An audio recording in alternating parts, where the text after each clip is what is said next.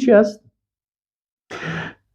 اولش انکار بود، دومش برتریت میداد، میگه قانون ساخت انسان ها ای بهتر است، یعنی دموکراسی بهتر است از اسلام کرده، سیکولاریسم بهتر است از اسلام کرده، کمونیسم بهتر است از اسلام کرده، پلورالیسم از اسلام کرده بهتر است، مثلا فلانی چیزاست، اندیشه هایی که یا مثلا مکاتب سیاسی معاصر کسی را برتریت میده، چون کسایی که امیال دموکرات هستن همین عقیده را دارن، کسایی که پلورال هستن مثلا سوسیال دموکرات و مثلا همین نام های چیز هست که وقت از پیشان پرسان بکنید کل از اینا به همین عقیده هستن و بسیاری وقتا ما و شما به کتشان وقتی که شیشتیم همراهشان بحث کردیم و همین بحث ها را میکنن و میگن وقتی که خود یک نفر امیر خیست و بیان کرد و به زبان خود خلاص اونم عقیده خود تشریح میکنن.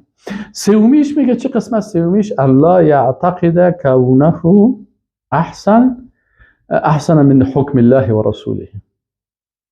میگه یک کسی دیگه است نه انکار میکنه، میگه من انکار نمیکنم به قرآن و سنت به حدیث به کلش اجماع و کلش من ایمان دارم، کلمه هم میخونه و میگه من نمیگم که بهتر است از شریعت الهی کرده. خب بهتر هم نیست، انکارم نکرد و گفت که بهتر هم نیست، اولی و دومی رو نگفت، لکن اعتقد انه مثله.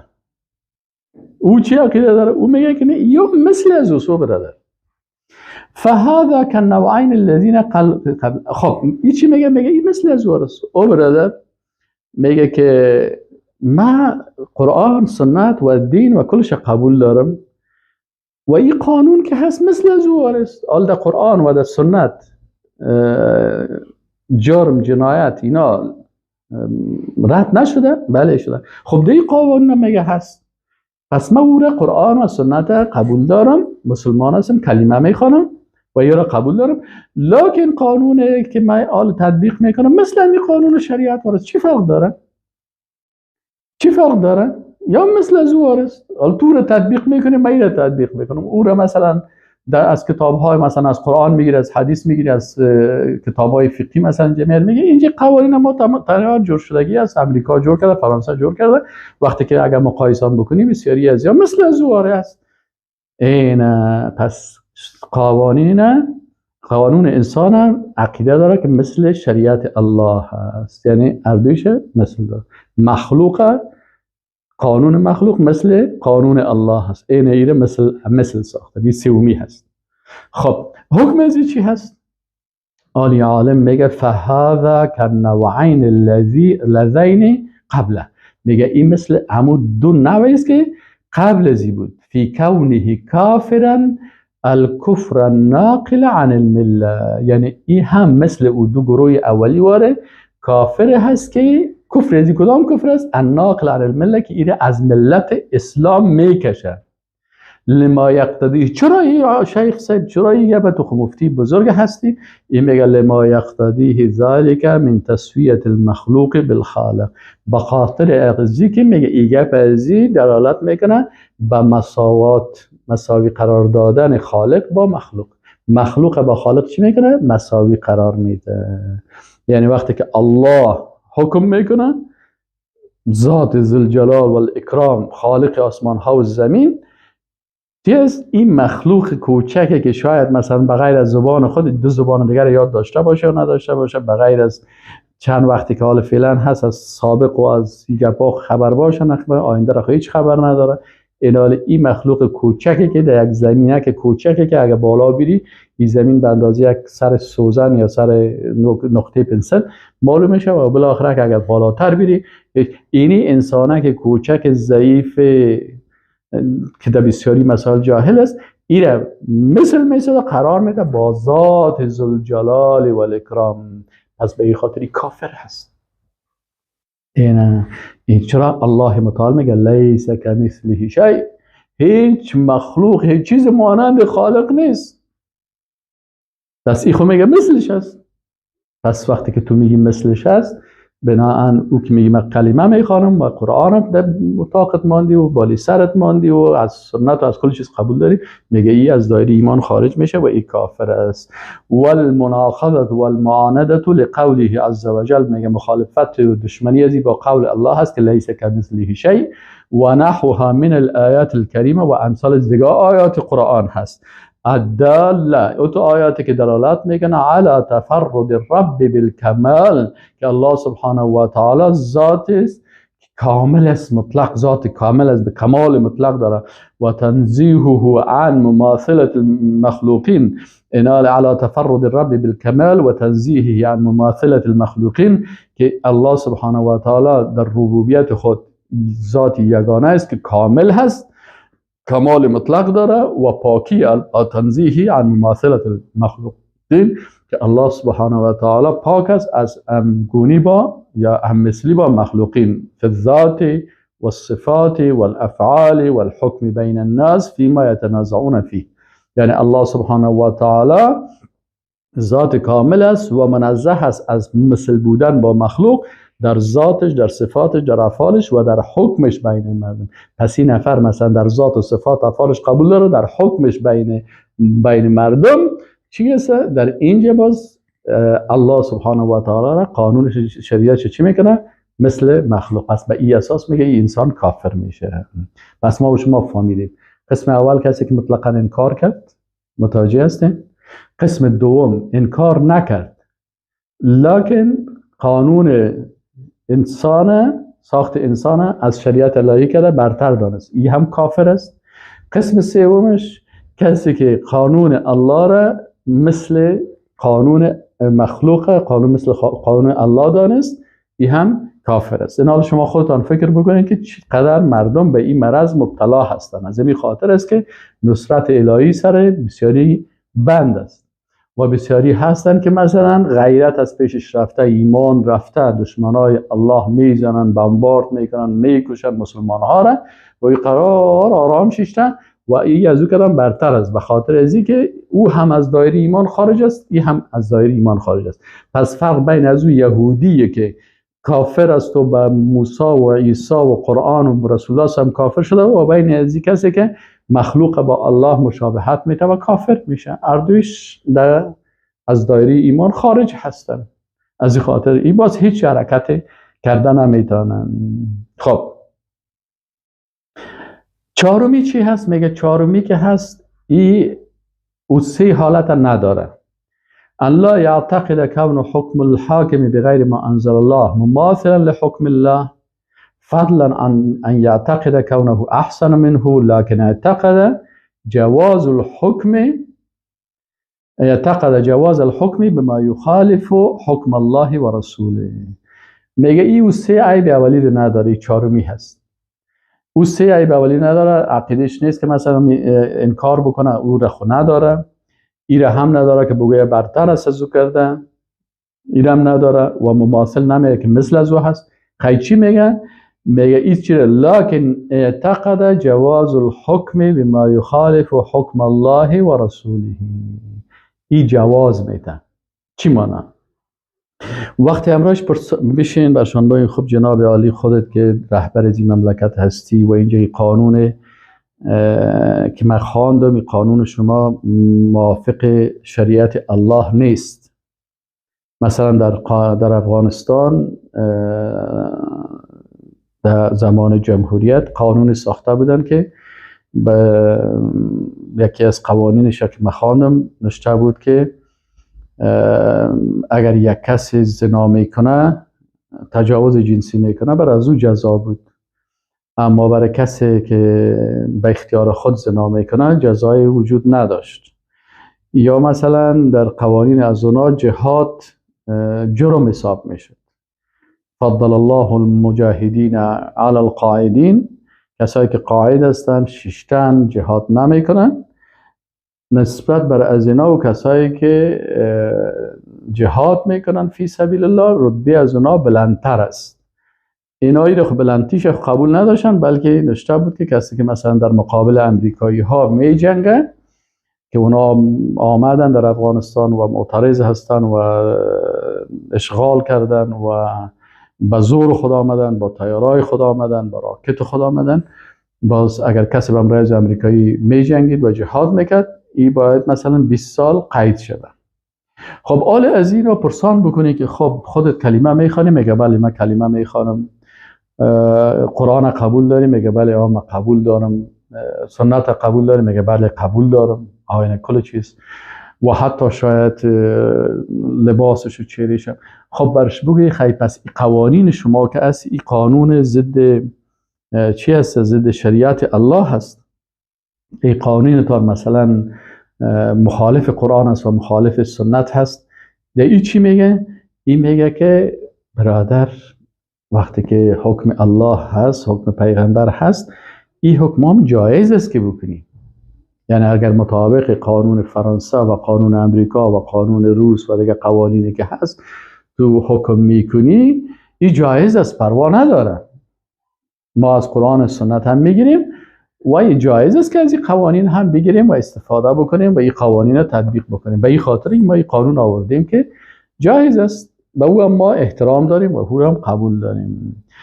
در قسمت از این چطور میشه؟ کسی که جواز میده قوانین انسان در پالوی شریعت الهی، یعنی میگه که من شریعت تطبیق نمیکنم، قانون امریکا یا روس یا فل قانون دیگه رو تطبیق میکنم و جایز است که قانون تطبیق بکنی. امی عقیدهش است.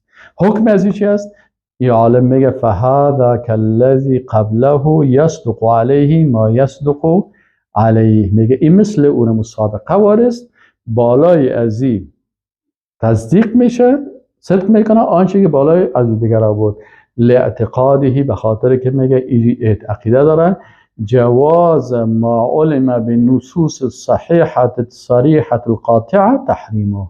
میگه این چیزهایی را که با نصوص صریح حرمت از او ثابت است، این را جواز میده. یعنی چیزهایی است که در اسلام حرام است. مثلا شما وقتی که در ترکیه برین و پرسان بکنین که شما اینجا چرا ای که کلاب های زنا هست و مثلا شراب است و فلان هست، میگه این هم در پالوی از قوانین که هست این جایز است، چی مشکل داره؟ این حالی ای که میگه جایز است به این معنا که او شرابی که در قرآن حرام است این جواز میدهش، او زنایی که حرام است جواز میده.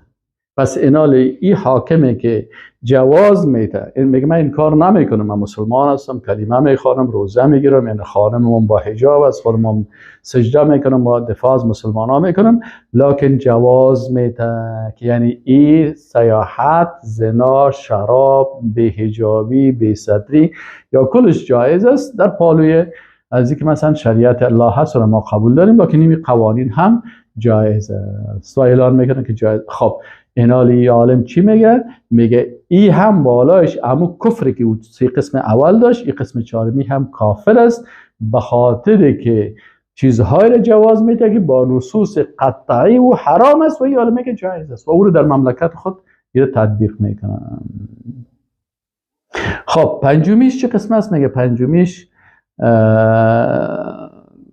خب این 4 تا فامیل داشت. خب پنجمیش هست، میگه بعضی کسا هست که القانون الملفق من شرائع شتى وقوانين كثيرة كالقانون الفرنسي والقانون الأمريكي والقانون البريطاني وغيرها من القوانين ومن مذاهب بعض البدعيين المنتسبين إلى الشريعة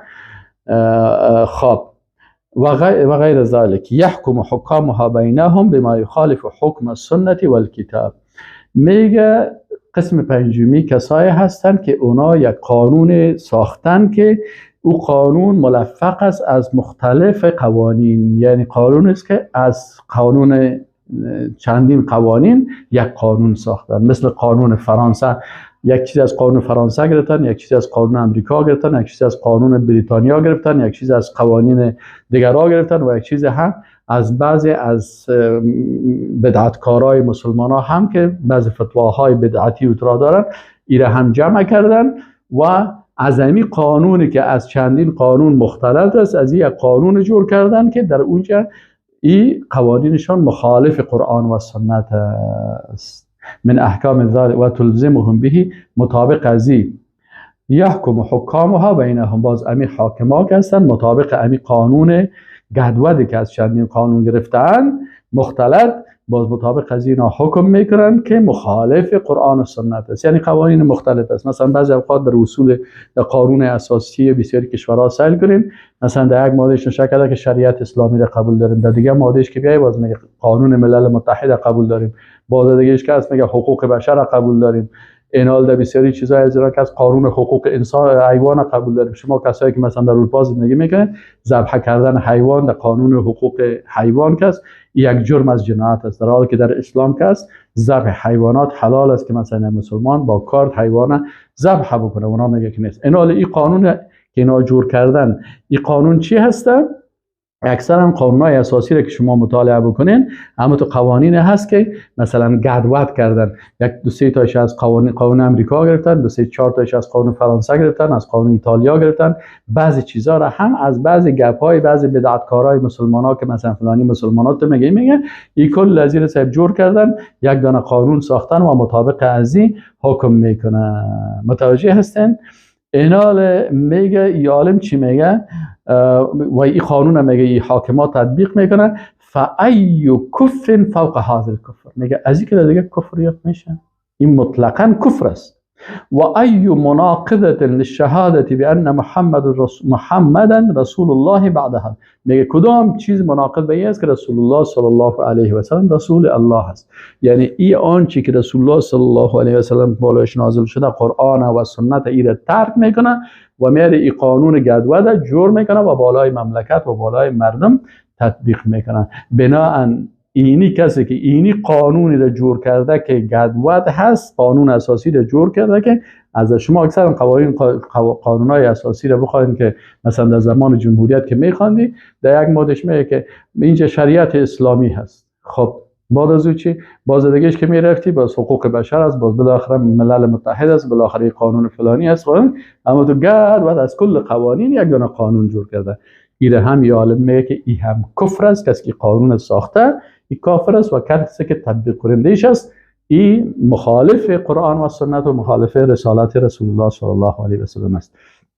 ششمی ما یحکم به کثیر من رؤساء العشائر. ششمی قسمی که کفر چی است؟ کفر مخرج از اسلام است. این میگه کدام یکی هست؟ میگه کسایی هست که بعضی از رئیسای قبایل، رئیسای مثلا قبیله ها و من البوادی و نحو بادیه ها، مثلا در بسیاری از اقوام و در بسیاری از قبایل بعضی از قوانین هست که مثلا میگه که قانون پشتو، قانون تاجیک ها، قانون کرد ها، قانون ازبک ها، قانون ترک ها، اینا قوانین قبیلوی دارن مطابق قبیلهشان که در بین از اونها هست من حکایات آبائهم و اجدادهم، که ایره از کی گرفتن؟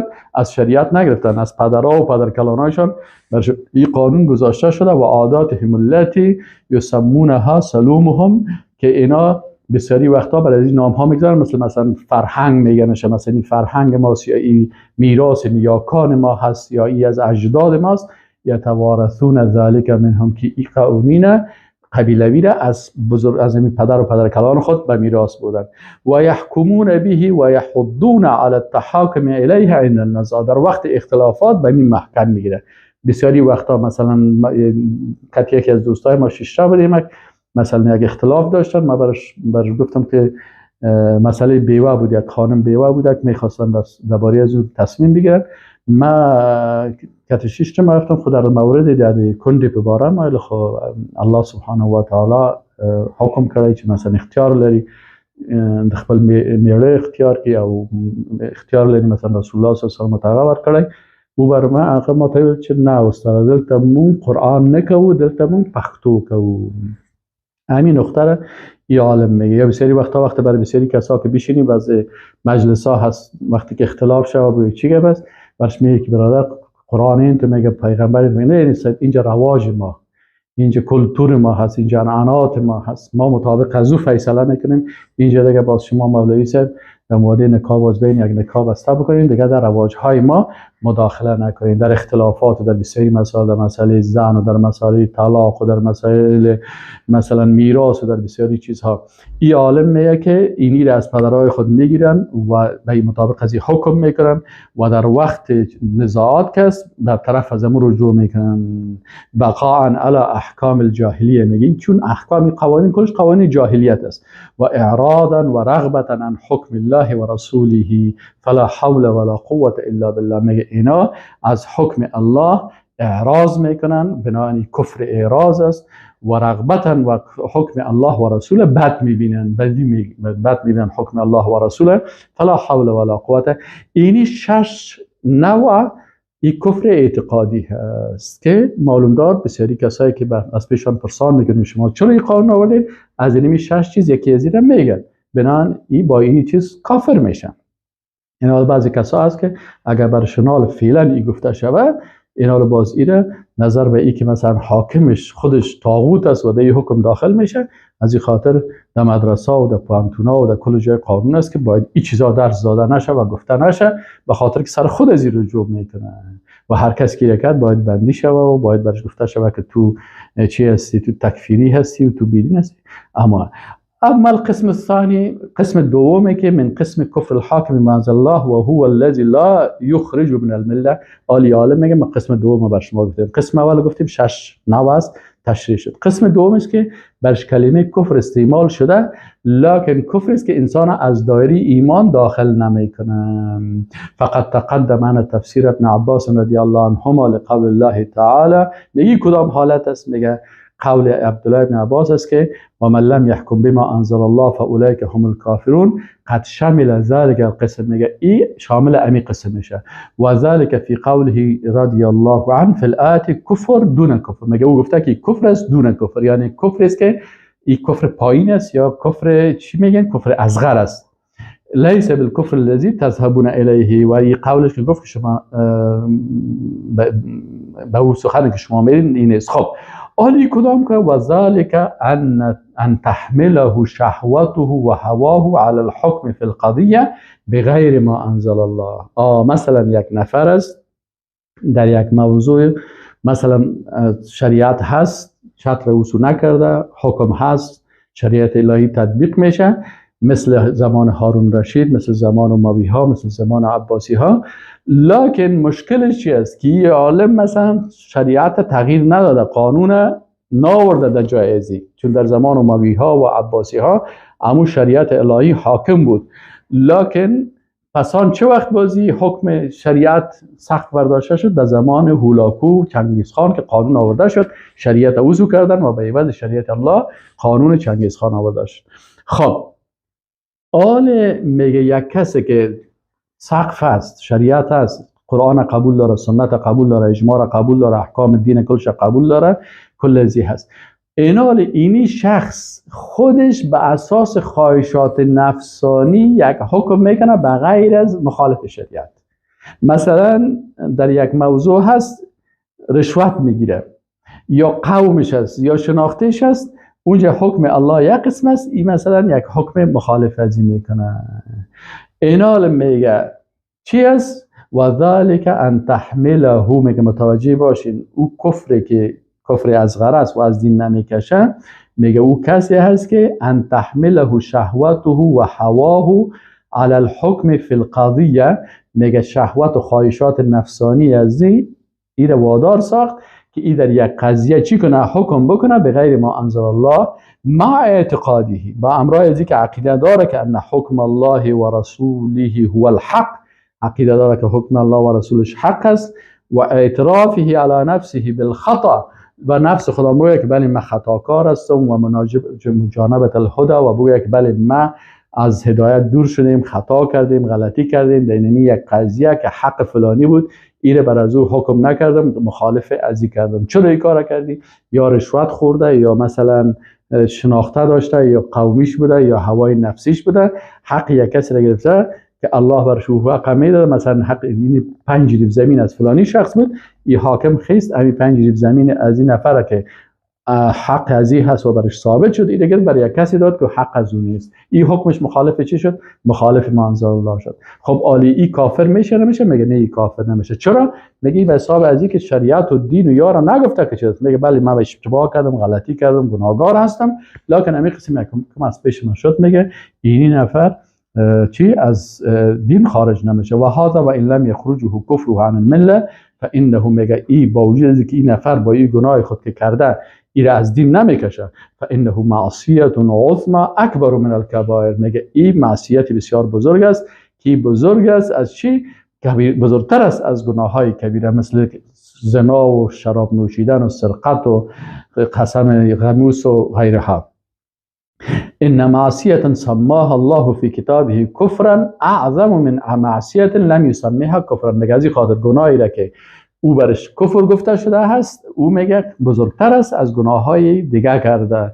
یعنی اگر یک کسی، یک حاکم، یک پادشاه، یک کلان، یک چیز یک حکم میکنه مثلا مخالف شریعت الله، در حالی که حکم الله را نه انکار میکنه، نه یپا را نمیزنه، فقط با اساس از اینی میکنه. از این خاطر میگه این گناهش از گناه های کبیره کده بزرگتر هست. نسأل الله ان یجمع بین المسلمین، ان یجمع المسلمین علی تحکم علی کتابه. الکتاب میگه این خب من از کجا براتون خوانم؟ رسالت و تحکیم القوانین محمد ابن ابراهیم ابن عبداللطیف آل الشیخ المتوفى 1389 هجری قمری، از صفحه 4 تا 8 این کتابش رسالهش الشاملة الذهبیه در امینجا همین کتاب بود. اینا رو دوستای عزیز شما خودتان میبینید که وقتی بسیاری احکام وقتی که میشه، امروز متاسفانه حالت چی هست؟ وقتی که همین 6 حالت برای مردم بیان بکنی او القاب مختلف و گپا گذاشته میشه، ولی انسان باید بفهمه که من تسلیم باید به حکم شریعت الهی باشم. ایمان ما به الله هست، نه ایمان ما به حکام که هر چیزی که حاکم امر کرد باز مطابق از او انسان گپ بزنه، بلکه شریعت الله اونم شریعت است که از زمان رسول الله تا روز قیامت ادامه داره و حکم از این تغییر نمیکنه. و السلام علیکم و رحمت الله و برکاته.